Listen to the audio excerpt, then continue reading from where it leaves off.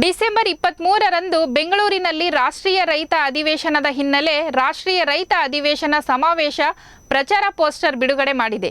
T. Narasipura ಪಟ್ಟಣದ ಸರ್ಕಾರಿ ಅತಿಥಿ ಗೃಹದಲ್ಲಿ ನಡೆದ ಕಾರ್ಯಕ್ರಮದಲ್ಲಿ ರೈತ ಮುಖಂಡ ಕುರುಬೂರು ಶಾಂತಕುಮಾರ್ ಪೋಸ್ಟರ್ ಬಿಡುಗಡೆ ಮಾಡಿದ್ದರು.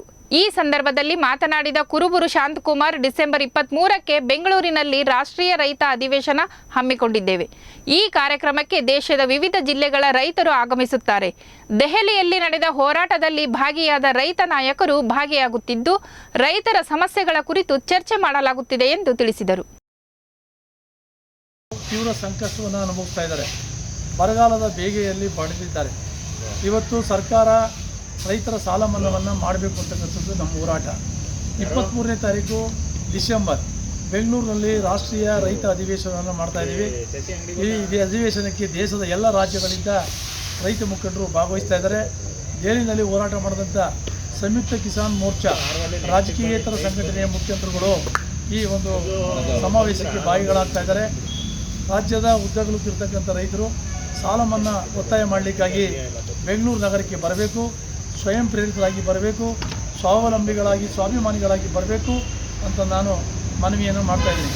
ಭಾಳ ಮುಖ್ಯವಾಗಿ ಕಳೆದ 3 ವರ್ಷಗಳಿಂದ ರೈತರು ತಮ್ಮ ಬೆಳೆ ಬೆಳೀಲಿಕ್ಕೆ ಸಾಲವನ್ನು ಮಾಡಿದ್ದಾರೆ. 3 ವರ್ಷಗಳಿಂದ ಅತಿವೃಷ್ಟಿ ಆಯಿತು, ಪ್ರವಾಹ ಹಾನಿ ಆಯಿತು, ಪ್ರವಾಹ ಹಾನಿಯ ಜೊತೆಗೆ ಮಳೆ ಹಾನಿ ಆಯಿತು. ಅದಾದ ನಂತರ ಬರಗಾಲ ಬಂತು. ರೈತ ತುಂಬ ಸಂಕಷ್ಟವನ್ನು ಅನುಭವಿಸಿ ಕೃಷಿಯಿಂದ ವಲಸೆ ಹೋಗ್ತಾ ಇದ್ದಾರೆ, ಆತ್ಮಹತ್ಯೆ ಹಾದಿ ನಡೆದಿದ್ದಾರೆ. ಇದೆಲ್ಲವನ್ನು ಸರ್ಕಾರ ಗಂಭೀರವಾಗಿ ಪರಿಗಣಿಸಬೇಕಾಗಿದೆ. 223 ತಾಲೂಕು ಬರಗಾಲ ಅಂತ ಘೋಷಣೆ ಮಾಡಿ ಇವತ್ತು ಬರಗಾಲದ ಪರಿಹಾರನೂ ಕೂಡ ಕೊಡ್ತಾ ಇಲ್ಲ. ಕೇವಲ 2,000 ರೂಪಾಯಿ ಭಿಕ್ಷಾ ರೂಪದ ಪರಿಹಾರ ಕೊಡ್ತೀವಿ ಅಂತ ಸರ್ಕಾರ ಘೋಷಣೆ ಮಾಡ್ತಾ ಇದೆ. ಸರ್ಕಾರಕ್ಕೆ ನಾಚಿಕೆ ಮಾನ ಮರೆತಿದ್ದರೆ ಈ ರೀತಿ ಹೇಳ್ತಾ ಇರಲಿಲ್ಲ. ಯಾಕೆಂದರೆ ರೈತರು ಭಿಕ್ಷುಕರಲ್ಲ, ರೈತರು ಈ ದೇಶದ ಅನ್ನದಾತರು.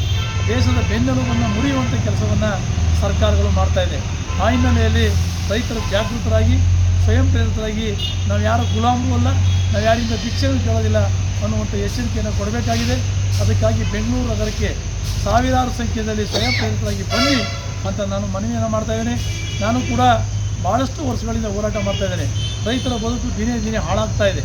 ಮತ್ತು ಏನು ರೈತರಿಗೆ ಒಂದು ಕನಿಷ್ಠ ಬೆಂಬಲ ಬೆಲೆ ಶಾಸನಾತ್ಮಕವಾದಂಥ ವ್ಯವಸ್ಥೆ ಇಲ್ಲ. ಕಾನೂನು ಸ್ವಾಮಿನಾಥನ್ ವರದಿಯ ಪ್ರಕಾರ ಬೆಂಬಲ ಬೆಲೆ ನಿಗದಿಯಾಗಬೇಕು ಅಂತ ನಮ್ಮ ಹೋರಾಟ ಇದೆ. ಅದರ ಬಗ್ಗೆ ಕೇಂದ್ರ ಸರ್ಕಾರ ನಿರ್ಧಾರ ಮಾಡಲಿಲ್ಲ. ಮತ್ತು ಏನು ರೈತರಿಗೆ 60 ವರ್ಷ ತುಂಬಿದಂಥ ರೈತರಿಗೆ ಪೆನ್ಷನ್ ಕೊಡಬೇಕು ಅಂತ ಹೋರಾಟ ಮಾಡ್ತೇವೆ. ಅದರ ಬಗ್ಗೆ ಸರ್ಕಾರದ ಪ್ರತಿಕ್ರಿಯೆ ಇಲ್ಲ. ರೈತರ ಮಕ್ಕಳು ಕೃಷಿಯನ್ನು ಬಿಟ್ಟು ವಲಸೆ ಹೋಗ್ತಾ ಇದ್ದಾರೆ. ರೈತರ ಮಕ್ಕಳಿಗೆ ಹೆಣ್ಮಕ್ಳು ಮದುವೆ ಆಗ್ತಾಯಿಲ್ಲ. ಇವತ್ತು ಹಳ್ಳಿಗಳಲ್ಲಿ ಯುವಕರು ಮದುವೆ ಆಗ್ತಾಯಿಲ್ಲ ಅನ್ನೋಂಥ ದೊಡ್ಡ ಚಿಂತೆಯಲ್ಲಿದ್ದಾರೆ. ಇವೆಲ್ಲ ವಿಚಾರದಲ್ಲಿ ಇಟ್ಕೊಂಡು ರೈತರ ಮಕ್ಕಳನ್ನು ಮದುವೆಯಾಗುವ ವಧುವಿಗೆ ಸರ್ಕಾರಿ ಕೆಲಸದಲ್ಲಿ 10% ಮೀಸಲಾತಿಯನ್ನು ಕೊಡ್ತೀವಿ ಎನ್ನುವಂಥ ನೀತಿಯನ್ನು ಜಾರಿಗೆ ತರಬೇಕು.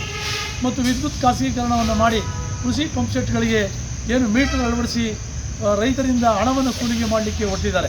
ಖಾಸಗೀಕರಣವನ್ನು ಮಾಡಬಾರ್ದು ಅಂತಕ್ಕಂಥದ್ದು ನಮ್ಮ ಒತ್ತಾಯ. ಆ ಹಿನ್ನೆಲೆಯಲ್ಲಿ ಇವೆಲ್ಲ ವಿಚಾರಗಳು ಇಟ್ಕೊಂಡು ನಾವು ಬೆಂಗಳೂರಲ್ಲಿ ಅಧಿವೇಶನ ಮಾಡ್ತಾಯಿದ್ದೀವಿ. ತಾಲೂಕಿನ, ಜಿಲ್ಲೆಯ, ರಾಜ್ಯದ ರೈತಾಪಿ ಬಂಧುಗಳು ಸ್ವಯಂ ಪ್ರೇರಿತರಾಗಿ ಬನ್ನಿ ಅನ್ನುವಂಥ ಮನವಿಯನ್ನು ಮಾಡ್ತಾಯಿದ್ದೀನಿ. ನಾನು ರಾಜ್ಯಾಧ್ಯಕ್ಷನಾಗಿ, ರಾಜ್ಯ ರೈತ ಸಂಘಟನೆಗಳ ಒಕ್ಕೂಟದ ಅಧ್ಯಕ್ಷನಾಗಿ ನಾನು ಮನವಿಯನ್ನು ಮಾಡ್ತಾಯಿದ್ದೀನಿ.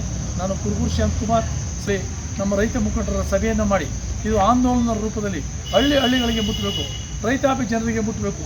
ಕರ್ನಾಟಕದಲ್ಲಿ 45 ಲಕ್ಷ ಜನ ಸೊಸೈಟಿಗಳಲ್ಲಿ, ಬ್ಯಾಂಕ್ಗಳಲ್ಲಿ ಸಾಲವನ್ನು ಪಡೆದಿದ್ದಾರೆ. ಆ ಎಲ್ಲ ಜನರಿಗೆ ಮುಟ್ಟಬೇಕು. ಎಲ್ಲ ಜನರು ಸ್ವಯಂ ಪ್ರೇರಿತರಾಗಿ ಬರಬೇಕು. ಈ ದಿಕ್ಕಲ್ಲಿ ಸಂಘಟನೆಯ ಕಾರ್ಯಕರ್ತರು ಕೆಲಸ ಮಾಡಬೇಕು ಅನ್ನುವಂಥ ಮನವಿಯನ್ನು ಮಾಡ್ತಾಯಿದ್ದೀನಿ.